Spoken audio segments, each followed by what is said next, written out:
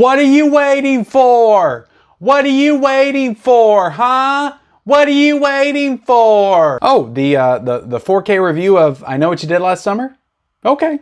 Let's talk about it. I Know What You Did Last Summer is a 1997 horror slasher directed by Jim Gillespie and written by Kevin Williamson, starring Sarah Michelle Gellar, Jennifer Love Hewitt, and Freddie Prinze Jr., as four young friends bound by a tragic accident are reunited when they find themselves being stalked by a hook-wielding maniac in their small seaside town. Sony presents this film for the first time with a native 4K transfer with Dolby Vision and HDR10. What is up, everybody, and welcome back to the Mid-Level Media channel, your hub for everything physical media and entertainment. I am Ken, and today, guys, we are going to dive into the latest Sony 4K release of I Know What You Did Last Summer. And before we get into it, I need you to do something for me. Subscribe to the channel, like the video, comment down below. Are you gonna pick this up? Do you like this movie? Are you a fan of this 90s slasher movie? Let me know all that in the comment section below. I will be leaving a link for purchase in the description if you do want to purchase it based on my recommendation. Then turn on the bell notifications, all the good stuff. Okay, all that out of the way. Let's talk about I Know What You Did Last Summer. I do like to talk about the movie first, then we're gonna dive into the transfer, the special features, the audio, the packaging, all that. Look at the packaging on mine.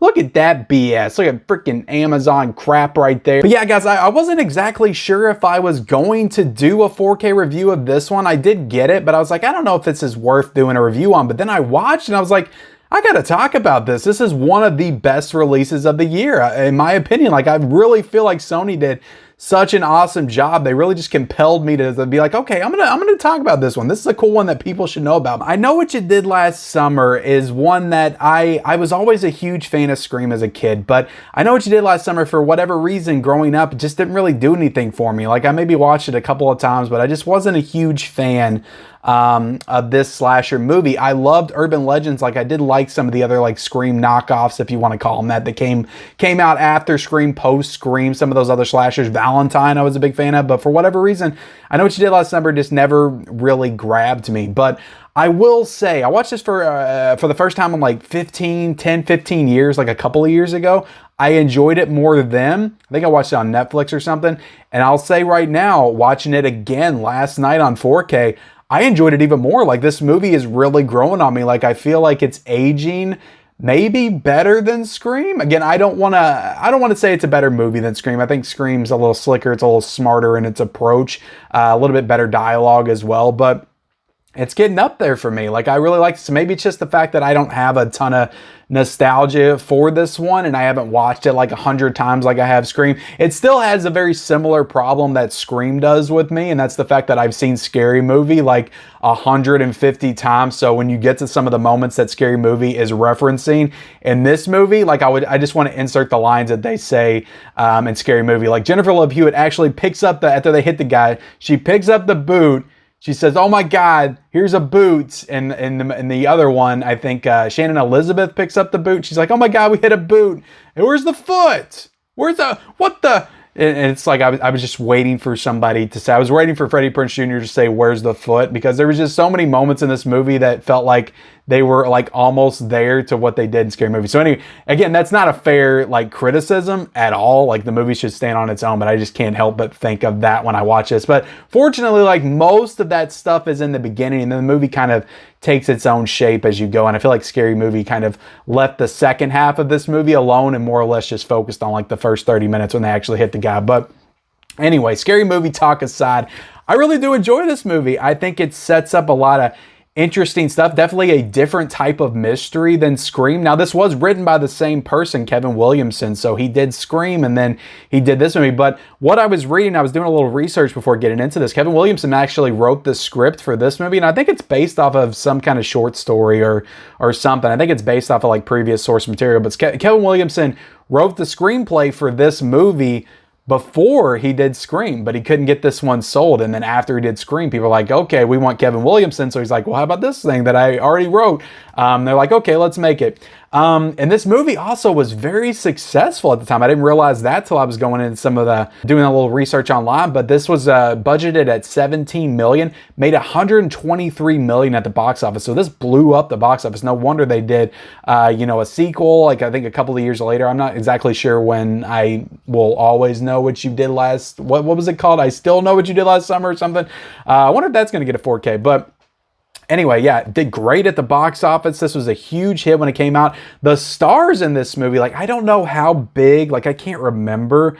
I feel like this is around the time when every single one of these actors and actresses were starting to pop, and this might have been the movie that kind of pushed them forward. But Ryan Phillippe, is that how you say it? But Ryan Phillippe is in this movie, who I love. I mean, Cruel Intentions, like, I think that would come out a couple of years later. I think that's when he really started to pop. Freddie Prinze Jr., you know, was in She's All That, and, you know, tons of other stuff, Scooby-Doo, and Freddie Prinze was in A Summer Catch, tons of stuff with Freddie Prinze, but I love Freddie Prinze. Jennifer Love Hewitt was in this movie, Sarah Michelle Gellar, like, you got Sonya Blade in this movie, also Veronica Vaughn from Billy Madison, she's in here. You got one of the Griswold kids is what I know him as, but also, you know, David from Roseanne and Big Bang Theory, and what is his name? I'm trying to think of it. Johnny Galecki. Thankfully, it was on the back of this, but Johnny Galecki's in this movie, so it's a really good cast. Anne Heche, I almost forgot about Anne Heche, but yeah, R.I.P. Anne Heche, who just tragically passed away, is also in this movie as well. So a really great cast, and I do think that this group and this pairing of kids and teens really works well together. Like, they really have great chemistry with each other. It's a different type of mystery, like I was saying. Like, it is a whodunit, but it deals with it from the perspective of the kids who may actually deserve what's coming to them. Like, when you watch a movie like Scream or Urban Legend, like, those kids don't really deserve what they're getting. Like, some of them may be shits or whatever and may deserve it in that way, but they actually murder somebody in this movie. So they actually, when the killings start happening, it's kind of the situation where it's like, we're kind of getting what we deserve now. So it's interesting in that respect, and also because they are such close friends, and then it does have a time jump after the actual killing, and then they all have to come back and kind of rekindle their friendship around this, you know, guy who's stalking them and trying to kill them. When they all come back together, like, they do a good job of making you feel that time, and also that weariness of what they've all went through over the past year. So I think that everybody in this movie does a good job from an acting perspective. So I do want to give credit where credit's due. Now, where I think this film falters a little bit is, yes, it was written by Kevin Williamson, but the dialogue isn't nearly as slick as it was in Scream. It's honestly kind of borderline on the cheesy, cringe, hokey type. Like, the dialogue's not the best. Like, the whole scene, and I did it in the opening, where Jennifer, like, what are you waiting for? That is cheesy as hell. And they've made fun of that. Everybody's made fun of that so much since it came out, that when it actually happens, like, it's supposed to, they film it like it's supposed to be this, like, big dramatic moment in the movie, but it's just so, like, laughably bad when she does that. So, and there's all kinds of instances. Like I said, Ryan Phillippe is, like, dialed up to 12 in this movie. He's walking around, he's yelling at people. And I didn't remember that he actually choked Jennifer Love Hewitt, like, after they kill the body and they dump it or whatever. But he's actually, we take this to our grave. And it's like, I thought that was just for Scary Movie, but where he's actually, like, beating the shit out of her in Scary Movie. It's close to that, what Ryan Phillippe's doing. And so I get what they were going for with Scary Movie there. But it is kind of ridiculous. And yeah, Ryan Phillippe, all he's doing is, I keep messing up his name, I'm sorry. All he's doing is run around yelling at people, screaming the whole movie. Now, getting into the killer, and there's like a big mystery in this movie that goes all throughout it, and it involves Anne Heche's character. And it gets a little convoluted, a little confusing as to what is actually going on. And I don't feel like they completely nail that reveal at the end, like I feel like they wanted to. Like, it's not a moment. It really comes off as kind of bland at the end. It's not a good climax. Like, he doesn't even really get, like, a great monologue for his motivations. Like, he just kind of says a couple things and then they move on. They take him out and they move on. Even though the ending, I do really like the actual, like, ending of the movie. I think it's a really good ending. Doesn't make a whole lot of sense going into the sequel, but maybe they explain it at the beginning. I don't remember. I Still Know What You Did Last Summer. But yeah, as for an actual movie, guys, I'll give this a 3.5 out of 5. And I feel like a couple of years ago, I would give it like a 2.5 or a 3 out of a 5. So it's definitely moving up on my list. I don't think it's as good as Scream, but it's kind of moving up there for me. And I do think it deserves some credit for originality. I think it does more than a lot of people give it credit for. So I do like I Know What You Did Last Summer. Now let's get into this transfer. This is the main reason I wanted to talk about this with you guys. So this transfer, first off, this movie was shot on film, shot on 35 millimeter back in 1997. This is a native 4K transfer that Sony did. Has HDR, has Dolby Vision. The works aspect ratio 2:39:1. And I'm telling you guys right now, this is a beautiful transfer by Sony. Like, they did an incredible job with this release. I can't say enough good things about it. Like, when I was watching it, I was like, is I Know What You Did Last Summer legitimately going to swoop in here and be one of the best 4K transfers of the year? And it absolutely is, in my opinion. Like, I think that this looked phenomenal. Like, the HDR, the black levels, like everything was just so crisp and clear in the skin tones. And yeah, seeing Jennifer Love Hewitt and Sarah Michelle Gellar for the first time in 4K, my goodness. It really stood out. Ryan Phillippe and Freddie Prinze as well. Like, they look great too. And just that whole like seaside, like coastal setting, and you got the fireworks and the 4th of July stuff going on. Everything in this movie just popped. There's a lot of really good colors, a lot of scenes outside, a lot of like scenes of grass and leaves and trees, and just lots of great color. And I just thought that everything looked great. Like, it wasn't too dark. Like, everything just looked phenomenal in this movie. Like, I cannot say enough good things about this transfer. It just looked incredible. You know, Sony, I feel like we kind of sleep on Sony a little bit, but they really don't miss a lot. Like, I can't really think of an example off the top of my head where I watch a Sony 4K transfer and it looks like garbage. And I think that, you know, I didn't expect this to look as good as it did, but maybe I should have with it being a Sony release. But I Know What You Did Last Summer, damn, like, it really looks great. Like, and compared to like the previous Blu-rays, like Mill Creek did a Blu-ray of this one. I also think Sony did a Blu-ray like back in 2008, but I looked at some of the images from that, and when you compare those two, like, it's night and day. Like, this is like so much better than those Blu-rays back in the day. Like, you can just see so much more. Just the image quality here is out of this world, in my opinion. Now, I don't know too much about the 88 Films release that came out. I don't know if they used the same Blu-ray scans from those Mill Creek and Sony Blu-rays from back in the day. I don't know if it was different, if 88 Films did a different scan on that. I really didn't do a ton of research into that, but I will say that this has got to be the best this film's ever looked. So if you were on the fence not thinking this was going to be much of an upgrade from your Blu-ray, you are sorely mistaken. Buy this if you love this movie, because this transfer is unbelievably awesome. I cannot say enough good things about it. Just the skin tone, the textures, just everything. Everything, it looks great in this movie.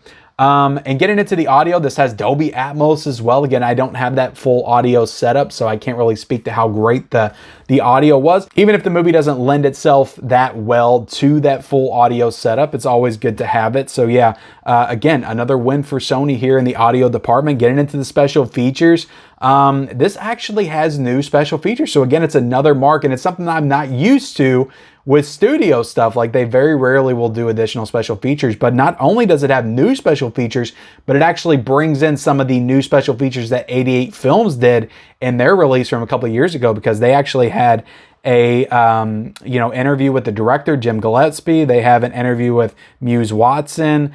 So 2 new interviews that are in this set that were in the 88 Films and not in the previous Blu-ray set. So it's almost like they're new special features if you didn't get that 88 Films set. But new to this release itself is some deleted scenes, and the deleted scenes look horrible. They're like VHS quality, but it's still cool to watch them and see some deleted stuff that happened that they didn't put in the film for the first time. They're revealing it here in this 4K release. There's actually a alternate ending as well that they included here. So yeah, you cannot go wrong including new special features in your studio release. Like, studios rarely do that. So I thought that was pretty cool. So yeah, with the deleted scenes and the new interviews from the 88 film set, all of that's included on the 4K disc. Then you actually get a Blu-ray disc as well with even more special features. And I think that some of these special features are from the previous Blu-ray releases. I do not think these are new, but you get filmmaker commentaries. You get director's short film Joyride with optional commentary. Now I Know What You Did Last Summer featurettes. You get the music video Hush. I love that song, performed by Kula Shaker. And you get a theatrical trailer. So I imagine most of that stuff was when with the previous Blu-ray releases. But yeah, a ton of really great special features on this release. Getting into the packaging, like I said, mine came a little damaged, which is unfortunate. But I love the artwork on this. I think it's super awesome artwork. And I'll kind of show the back for the special features and the specs and all that stuff. So really cool stuff. Love that image right there of Jennifer Love Hewitt and Freddie Prinze Jr. And then you take it out and it's the classic poster artwork on the inside. So very cool that they have different artwork on the inside as well. I'm telling you guys, like, Sony, They really stepped up with this release. I really have to give them credit for that. And then we pop it open. I'll remove the digital code because I'll give that away at a later date. I don't have my 4K. I forgot to put it back in. It's still out in the player right now. But you actually have some artwork on the Blu-ray disc itself. And I'm pretty sure there was the classic poster artwork on the 4K disc. But overall, guys, look, this is I'm going to go ahead and say it. I really enjoyed the movie a lot more than I remembered. And I was not expecting to crown this one of the best 4K releases of the year. But it is. It really is. This is an awesome release by Sony. I think that if you are a fan of the slasher genre from the 90s, if you're a fan of this movie, I think you should absolutely add this to your collection. It is only $21.59, so a reasonable price for a new 4K. Now, will it go down in price in the next couple of weeks? Probably. Maybe wait a couple of weeks. Maybe it'll drop a couple of bucks.